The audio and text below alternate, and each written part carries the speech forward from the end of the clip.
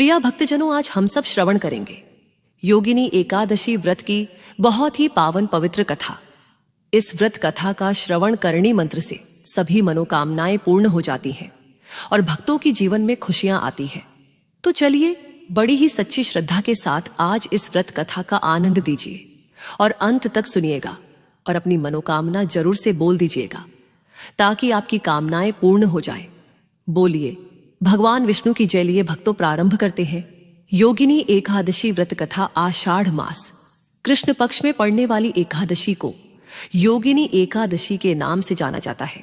जो भी भक्त सच्ची श्रद्धा के साथ, नियम और निष्ठा के साथ योगिनी एकादशी का व्रत धारण करते हैं, इस दिन भगवान विष्णु, माता लक्ष्मी और भगवान श्री कृष्ण के चतुर्भुजी स्वरूप की पूजा करते हैं। व्रत में नियमों का पालन करते हैं, कथा श्रवण करते हैं। इससे व्यक्ति के सभी प्रकार के पाप और ताप नष्ट होते हैं। इस व्रत को धारण करने वाले व्यक्ति को 88,000 ब्राह्मणों को भोजन कराने के समान पुण्य फलों की प्राप्ति होती है। इस व्रत को धारण करने वाले के अर्षश्राप देवी, आपदा आदि जैसे आपराधिक कष्ट तथा कुष्ठ रोग आदि दूर हो जाते हैं तथा अंत में भगवान के धाम की प्राप्ति होती है। आप सभी भक्तों को योगिनी एकादशी व्रत की ढेर सारी शुभकामनाएं। आप सभी के जीवन में लक्ष्मी नारायण की कृपा से आप सभी को सभी प्रकार के सुख तथा समृद्धि की प्राप्ति हो। तो आइए सुनते हैं योगिनी एकादशी व्रत की कथा। तो बोलिए प्रेम से भगवान विष्णु की जय, माता लक्ष्मी की जय, भगवान श्री कृष्ण की जय, सर्व देवी देवता की जय। कथा के अनुसार एक बार युधिष्ठिर ने भगवान श्री कृष्ण से कहा कि हे मधुसूदन जी, ज्येष्ठ शुक्ल पक्ष की निर्जला एकादशी का महात्मा तो मैंने सुना। अब आप आगे के आषाढ़ मास के कृष्ण पक्ष की एकादशी का क्या नाम है और क्या इसका महात्मा है, आप कृपा करके मुझसे कहें। तब भगवान श्री कृष्ण चंद्र ने कहा कि हे युधिष्ठिर, आषाढ़ मास के कृष्ण पक्ष की एकादशी का नाम योगिनी है और यह एकादशी त्रिलोक में मुख्य है। अब मैं पाप नाशनी पुराण की कथा कहता हूं, उसको ध्यानपूर्वक सुनिए। कुबेर नाम का एक राजा अलका नगरी का स्वामी था। वह राजा श्री भूतनाथ भगवान शंकर जी की पूजा में सर्वदा ही मग्न रहता था। पूजन के हेतु पुष्प लाने वाला जो मनुष्य था, उसका नाम हेममाली था और उसकी स्त्री का नाम विशालाक्षी था। एक समय हेममाली पुष्प लाकर अपनी स्त्री से कामवश होकर घर में ही रह गया। महाराज कुबेर देव गृह में पूजन कर रहे थे। मध्याह्न का समय हो गया। राजा पुष्पों की प्रतीक्षा कर रहा था, परंतु हेममाली तो अपने घर में स्त्री के साथ आनंद विहार करने में निमग्न था। उसको पुष्पों का ध्यान भी नहीं था। अत्यधिक समय समाप्त हो जाने पर यक्षराज कुबेर ने सेवकों से कहा कि तुम लोग शीघ्र ही अनुसंधान करके बतलाओ कि हेममाली इतना समय व्यतीत हो जाने पर भी क्यों नहीं आया है। इस प्रकार राजा के क्रोध युक्त वचनों को सुनकर यक्षों ने कहा कि हे महाराज, हेममाली अत्यंत ही कामी मनुष्य है, अतः वह अपने घर की स्त्री के साथ आनंद विहार कर रहा है। यक्षों के वचनों को सुनकर राजा ने और भी अधिक क्रोधित होकर उसको बुला लाने की आज्ञा दी। उधर हेममाली को भी अपना दोष ज्ञात हो चुका था, अतः भय से व्याकुल एवं कांपता हुआ राजा के सामने आया। उसको देखकर राजा ने क्रोधपूर्वक वचनों से कहा, रे पापी दुष्ट, तूने भगवान शंकर का अनादर किया है, अतः तू यहां से मृत्युलोक में जाकर स्त्री से रहित हो तथा कुष्ठी होकर जीवन यापन करे।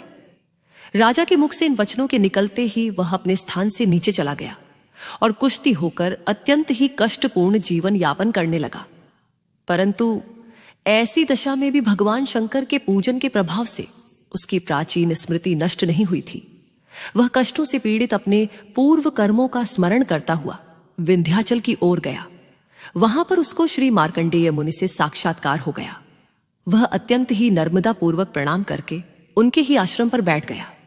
जो मार्कंडेय मुनि ने उसको अत्यंत पीड़ित अवस्था में देखा तो दया के वशीभूत होकर अपने समीप उसको बुलाया और कहा, किस कारण इस प्रकार कष्टों को तुम प्राप्त हुए हो।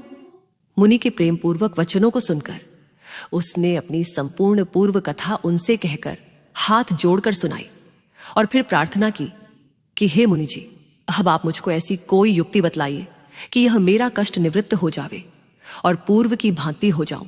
मार्कंडेय मुनि ने कहा, अच्छा, मैं तुमको एक व्रत का उपदेश देता हूं, उसको ध्यानपूर्वक सुनो, जिससे तुम्हारे यह कष्ट निवृत्त हो जाएंगे। आषाढ़ मास के कृष्ण पक्ष की योगिनी एकादशी नामक तुम व्रत को करो, उसके प्रभाव से तुम्हारा यह सब कष्ट एवं यह कुष्ठ रोग निवृत्त हो जाएगा। इस प्रकार मुनि के वचनों को सुनकर उसने भक्ति पूर्वक प्रणाम किया तथा अत्यंत ही आनंदित होकर उनके कथान अनुसार वह योगिनी नामक एकादशी का व्रत करने लगा। तत्पश्चात व्रत के प्रभाव से वह सब रोगों एवं सभी कष्टों से मुक्त होकर शुद्ध तथा सुंदर स्वरूपवान हो गया। हे राजन, इस प्रकार महत्व प्रदान करने वाला यह व्रत है। 88,000 ब्राह्मणों को भोजन कराने से जो फल प्राप्त होता है, वही फल इस योगिनी नामक एकादशी का व्रत करने से होता है। इस व्रत को मनुष्यों को अवश्य ही करनी चाहिए। तो बोलिए प्रेम से भगवान विष्णु की जय, माता लक्ष्मी की जय, भगवान श्री कृष्ण की जय, एकादशी माता की जय, सर्व देवी देवता की जय। वर्ष 2025 में योगिनी एकादशी का व्रत इस बार 2 दिन पड़ रहा है। एकादशी तिथि प्रारंभ समय 21 जून 2025 दिन शनिवार सुबह 7:21। एकादशी तिथि की समाप्ति 22 जून 2025 दिन रविवार सुबह 4:28 पर एकादशी तिथि की समाप्ति है। तो इस बार वाराणसी पंचांग के अनुसार, सनातन पंचांग के अनुसार, मैथिली पंचांग के अनुसार आषाढ़ मास योगिनी एकादशी का व्रत 2 दिन पड़ रहा है, जो कि पहले दिन 21 जून को अस्मार्थ के लिए है, गृहस्थों के लिए है, और 22 जून को वैष्णवों के लिए एकादशी का व्रत बतलाया गया है। व्रत का पारण हरिवासर समाप्त होने के बाद करना चाहिए। हरिवासर का समय द्वादशी तिथि का पहला चौथाई हिस्सा हरिवासर का होता है। तो द्वादशी तिथि की समाप्ति 22 जून 2025 दिन रविवार को रात्रि 1:24 पर द्वादशी तिथि की समाप्ति है। हरिवासर की समाप्ति 22 जून को सुबह 9:42 पर हरिवासर की समाप्ति है। ऐसे में जो भी 21 जून को व्रत भक्तजन धारण करने वाले हैं, तो सभी व्रत का पारण 21 जून को धारण करने वाले 22 जून को पारण दोपहर 1:47 से शाम 4:35 तक व्रत का पारण करेंगे। और जो भी 22 जून को व्रत धारण करने वाले हैं, वो व्रत का पारण सूर्योदय होने के बाद व्रत का पारण कर सकते हैं। आप जहां भी हो तो अपने जगह के अनुसार, सूर्योदय के समय के अनुसार, फिर आप सूर्योदय के बाद व्रत का पारण कर सकते हैं। 21 और 22 जून को ब्रह्म मुहूर्त का समय सुबह 4 से सुबह 4:40 तक होगा। सूर्योदय का समय सुबह 5, सूर्यास्त शाम 6:52 होगा। राहु काल का समय 21 जून को सुबह 8:24 से सुबह 10:17 तक होगा।